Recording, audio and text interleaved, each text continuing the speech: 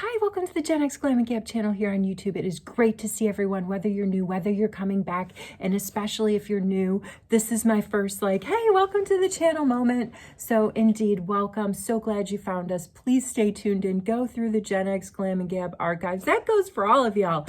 If you need to find some old video because you were like, oh, she said something about such and such, check out the archives. I can't believe I've got over 300 videos going on here in our archives at the GenX Glam and Gab channel here on YouTube. Let's get into this video. I've got a little bit to accomplish. It's the weekend. I'm just heading out to do my grocery shopping. Boring.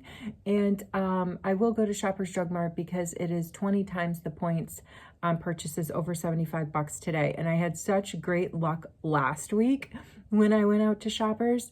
I found that epic the next GenX Glam and Gab giveaway. I'm leaning so far back in my chair because, oh, I found it. Hold on. I know it's not usual. It's not usual that I preview a giveaway before another giveaway is closed. But I mean, check this thing out. This is going to be the next GenX Glam and Gab giveaway. Tune into my video that I'm going to do on January 19th. That's Sunday.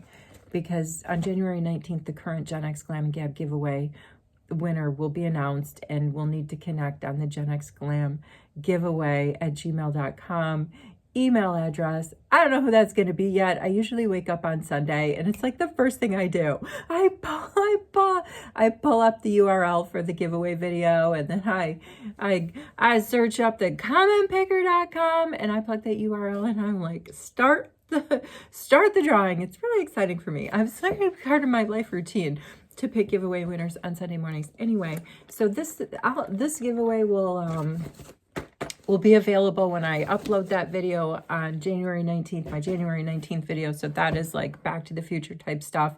And good luck.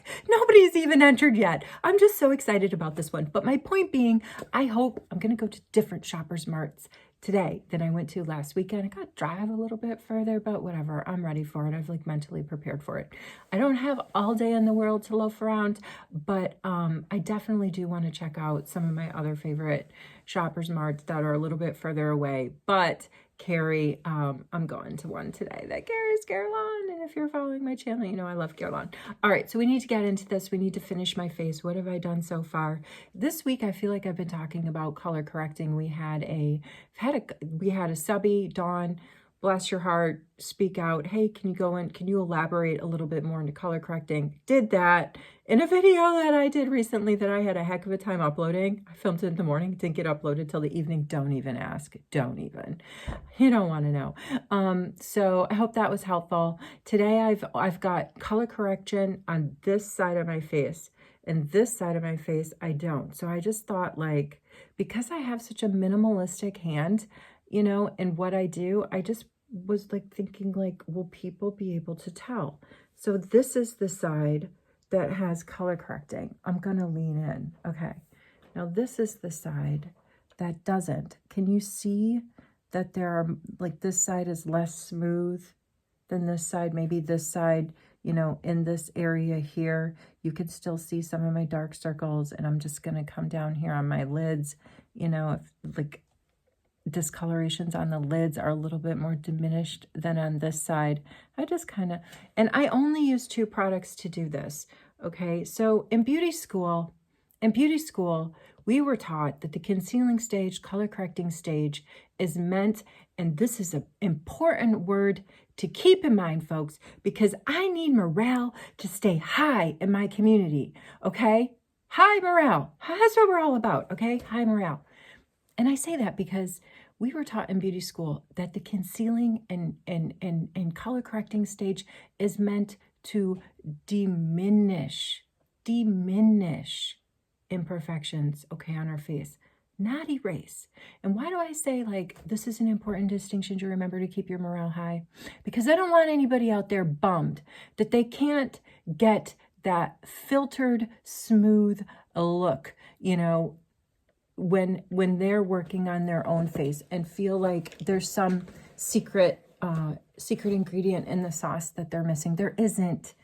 The stage is meant to diminish, not erase our imperfections, okay? So I used 2 products to do that. I used First of all, well-laid skincare. Cannot skip that stage. Must have a well-laid skincare, whether you're color correcting or whether you just want to get your skincare down and hop right into like a creamy bronzer, blush, pouch, whatever. You have to have the skincare. Don't ever, please. And I don't mean to be like all like, you know, teacher bossy-esque, but it's really not a good idea to put on any makeup on skin that hasn't been properly like moisturized with skincare, right? Prepped, right? Skincare prepped. All right. Anyway, so I skincare prepped, and then I went in with two color correcting products. This is my Charlotte Tilbury Magic Vanish, and I think she calls it Vanish because it really does. This is not the wedge I used, but I did use a wedge because, you know, the cool thing about wedges is look how I can squeeze that. Like you can really get in, you know, I spent quite a bit of time blending down here, but it's a mindless sort of, I don't know, fun task for me. Again, here is the side of the face that has no color correcting, just skincare. I'm going to put my head up. I like to tilt it down. And this is the side of the face that I spent like, I don't know, 10 to 12 to 15 minutes blending away with my Charlotte Tilbury Magic Vanish. I use the shade Fair. And after I felt like I was, you know, really blended, even my neck, like my jawline, I blended it down here. It was just, you know, on the cheek areas, it was more like, you know, like pat down here. I got like some swipey swipe. And here it's all patting. But like I say, when you get up to your eyes, you know, you can roll your eyes up if you can, and you get these sponges really just get in there. All right, and then I wanted to brighten sort of my lids a little bit more in my inner corner here. So I used my NARS Under Eye Brightener in the shade Night Swan, which I'm a pretty big fan of. You know, I will say this about this product. And I've said it before, but I think it's been a while. It's been a while. It's in one of my very earlier videos about this product. I went with my friend to get her makeup done at Sephora, and the makeup art, and my friend is probably a shade lighter even in skin tone than I am. She's quite pale, and but still beautiful. And she, the makeup artist that did my friend's makeup at Sephora used this product all over her face as sort of a concealer, probably because, you know, it was the perfect shade for even, you know, a skin tone lighter than mine. I use it for brightening, but and when I asked my friend, I've said this before, I've shared this before, but you'd have to be on the channel for a very long time to remember me saying this, so I feel like it's safe to repeat. I asked my friend after that experience, out of everything that makeup artist used, what was your favorite product? She said it was this. So I think it was her next birthday, or maybe it was Christmas that year. That's what I got her. I got her very own pot of that because it is such a fun product. So I used the Magic Vanish from Charlotte Tilbury, and I used a little bit of my NARS light reflecting, brightening, you know, pot cream right on the inside of there. Now I thought it would be fun. I mean, I'm just going out. Like I say, this isn't a beauty contest when I'm out in town. I do like to go into Shoppers Mart with a little bit of something on so I don't look completely washed out. And you know what, too? Something that's important to note. After I did go through with the sponge and got all my precise areas, I did come in with my bigger beauty blender and just kind of like patted it and blended it even more. I don't know, like I say, I just like to go into Shoppers Mart not like completely washed out, but I don't have to have some big glam face on. I never have to have a big glam face on. So what I really wanted to do now is go in on my face and use some of the products that I got. Man, I showed a lot of stuff from Ipsy this week. It's ridiculous. It's totally ridiculous. I don't even know where that November icon box came from. I thought I was seriously signing up. I misspoke in my video yesterday. The next icon box is coming out in February. It's and I thought that that's what I changed my subscription to start getting that. In fact, I got to go into my, excuse me, into my Ipsy account because I have no idea what's going on. All I know is like last week was the week of Ipsy, and a lot of the stuff that I showed is going into giveaways, and I've already stuffed some of it in the giveaway that's going out to whoever wins those e.l.f. brushes. All right, so the couple of things that I wanted to use, I want to use again this cheek and lipstick from Purlisse, although I do have Lancôme Juicy Balm on my lips right now because I love this stuff. It's really moisturizing, and I like the color, and you know, you don't think of Lancôme as like a Too Faced in the sense of like fun and whimsical scents. You know, I feel like Too Faced scents in they even put it in their eyeshadows, but definitely like in their lip oils, like their Kissy Gel lip oils. I love those. But this has like a little flavor to it, and it's fun and it's whimsical, and you don't normally associate that sort of vibe, I don't think, with Lancôme. Love this thing. So I don't think I'm gonna put the Purlisse BB cheek and lip thing on my lips. It's just, I did it the other day. This is super, super creamy, and it did feel pretty nice on my lips. I'm not gonna lie, but the pigment is not that strong. I don't think it has a lot of staying power.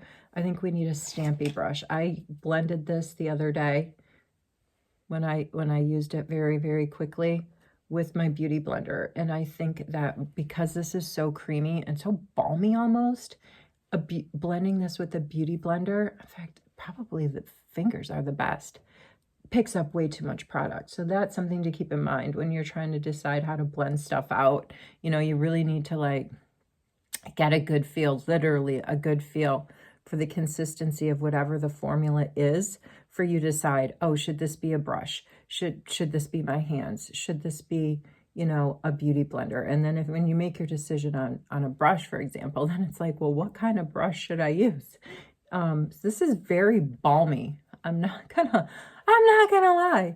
It feels very balmy to me, like a lip balm almost. To me, this is more feels like a lip balm product than a cheek product, which is interesting because a lot of times my experience with these products that say that they can go on your lips or on your cheeks, that they're a better fit for your cheeks in terms of the way that they pigmented the formula, and you know, and its staying power and all that. It just feels like, I don't know, it just feels to me like better for the cheeks. But this product right here, I think is almost better for the lips and the cheeks, but they're billing it as both. All right, I mean, it's very balmy, okay? It's like really soaked into my skincare. I don't feel like it's super highly pigmented, which is great for that barely there look, that light hand that I like. All right, I'm gonna go in here now with this PearNova bronzer contour stick.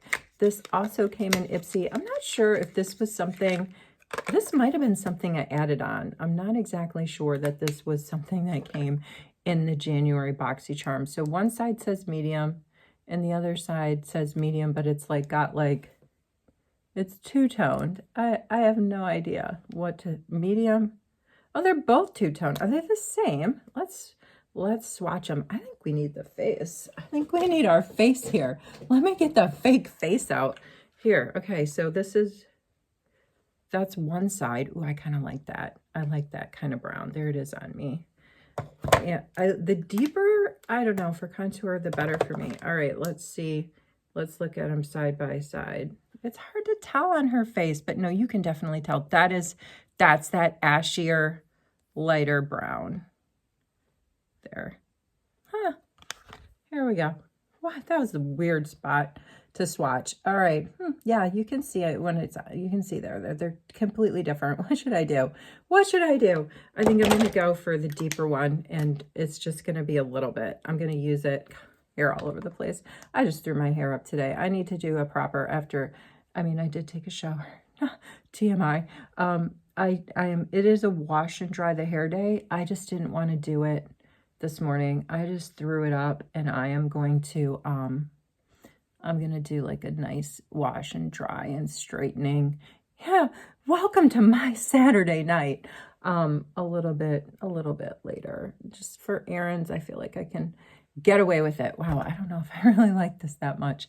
That was an interesting shade for that I just put on my lids. I don't know. I did the darker one. I did that one. It's not, let's draw directly. We have to go. I meant this video to be like 10 minutes. I'm already creeping up on 15 because there's not a lot, you know, for me to say. I have been talking a lot this week, and I appreciate having folks that seem to care to listen, or at least there's a few of us anyway.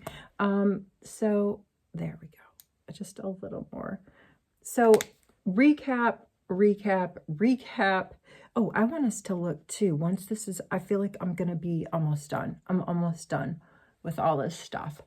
I'm almost done. I'm ready to powder up because I want to do this again. All right, this was the side of the face that I prepped with skincare and color correcting. And this is the side of the face that I didn't. This side, you know, the side that, I mean, you can't, look, there's product on the side of my face here that I did with the Charlotte Magic Vanish and the NARS Under Eye Brightener. You can especially tell in this area, like this is, you know, this was not covered at all with anything. And it's a lot smoother on this side. But the real, you can't skip the, at the end of the day, you still need to set all your creams with powder. So that is really probably where it's going to be the most noticeable, you know, the side that has that color correction on it. When I, you know, when I go over it with the powder, it just will complement it. And I'm not using that much. That's the side of the face that I had the color correcting on. And then this is going to be the side of the face that I didn't, but I do have skincare down.